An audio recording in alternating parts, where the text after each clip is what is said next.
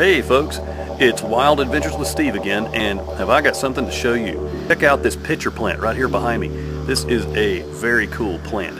As much as I love carnivorous plants, I got to show this to you, so take a look. This is a Nepenthes pitcher plant. That would be the genus. There are several hundred different species, but this is a hybrid between a lowland and a highland pitcher plant from Borneo, where most of the Nepenthes come from, the island of Borneo in Indonesia. The Nepenthes is one of my favorite of all carnivorous plants because of the size of the pitchers. Look at the size of this pitcher. And this is a small one. I've seen them twice this size.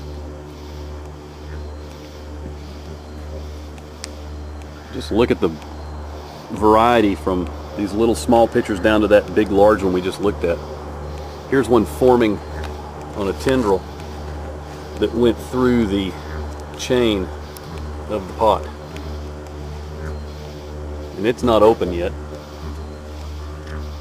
You can see that it's just about to open. Its cap is just getting ready to pop.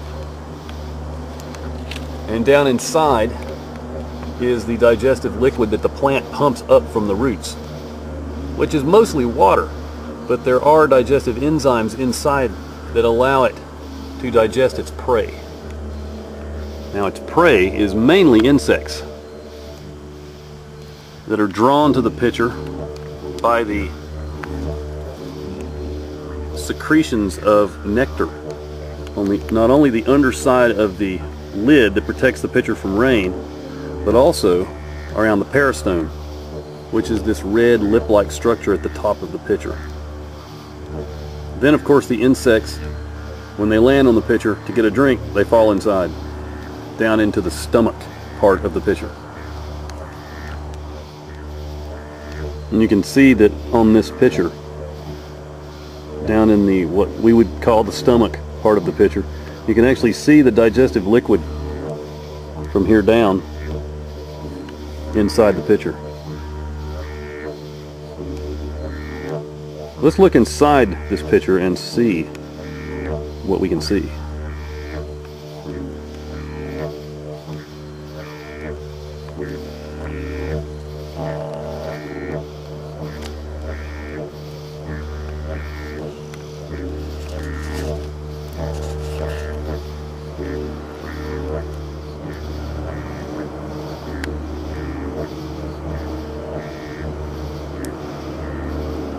This unfortunate cricket has fallen into this pitcher, and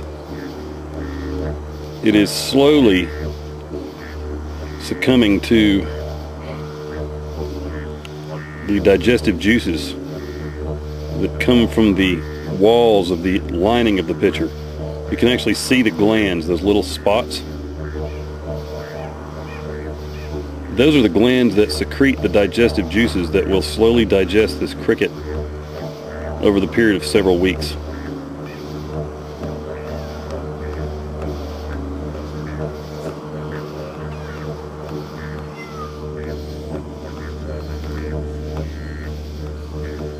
You can just see the nectar glistening on the peristome. The peristome is the lip-like structure. It's very waxy, and when an insect lands on that peristome, it usually loses its footing and falls inside the trap. The inner wall of the peristome, just inside here, is undercurved, so that when an animal does, so that if an insect does manage to get its footing and climb upwards, it's going to have a lot of trouble getting out because it's recurved back inside, and you'll have a lot of trouble getting footing on that waxy, slippery peristome. Now, of course, the lid of the trap is really the main purpose of that, is to protect the trap from filling up with rain, because if it filled up too much, then it would dilute the digestive enzymes and cause digestion to take a lot longer. It may also weigh down the trap dangerously, maybe even breaking the leaf. You can see that trap is very full. Look at those shadows of all the insects this trap has ingested. But this is the remains of the summer's catch of insects for this one pitcher. Let's see if I can zoom in any closer.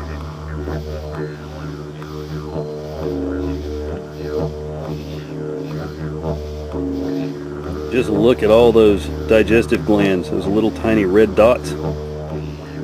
And look at that gelatinous glob of fungi and algae and broken down tissues. I can see a wing from some type of flying insect. That looks like legs. It's amazing. Just amazing. What an amazing adaptation for survival for a plant that lives in soil that is just not rich enough to support life. So it developed the ability to eat insects. This trap is older,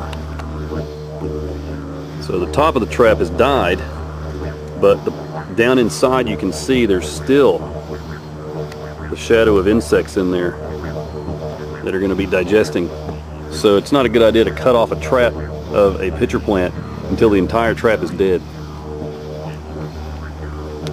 Here's one that's been on here probably a year. It's still green on the bottom, so it's still going to be photosynthesizing, making energy for the trap, as well as digesting some of the remains of the insects that are in there. This is a younger trap. Let's look in this one large pitcher here. And this one is still actively trapping. You can tell by the large amount of nectar around the peristome. Oh wow. Okay, well, we have some very unlucky yellow jackets in this trap. Look at that. Turning into yellow jacket soup. They've been in there a while. And they're feeding this plant right now. Now this is just totally amazing to me that some plants have developed this ability to feed on insects. It just goes to show you that nature is full of amazing things. So get outside, travel around, play in the woods. And if you ever get the chance to go to Borneo, look for pitcher plants in the wild. Absolutely beautiful plants.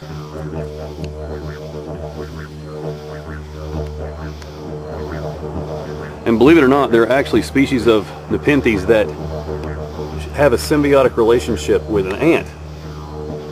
And in that species of Nepenthes, the plant itself has thickened vines, and the ants will live inside the hollow thickened vine.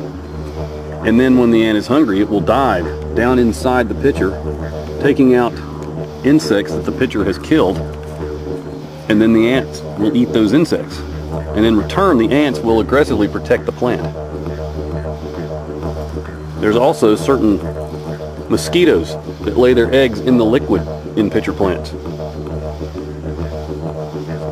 such as the pitcher plant mosquito that lives in the purple pitcher plant here in North America. There are also certain mosquitoes that live in the tropical pitcher plants from Borneo, such as this one.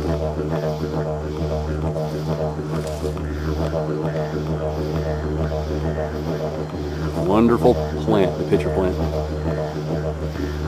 Helping us out by eating insects that would otherwise possibly spread disease and bother us at the picnic table.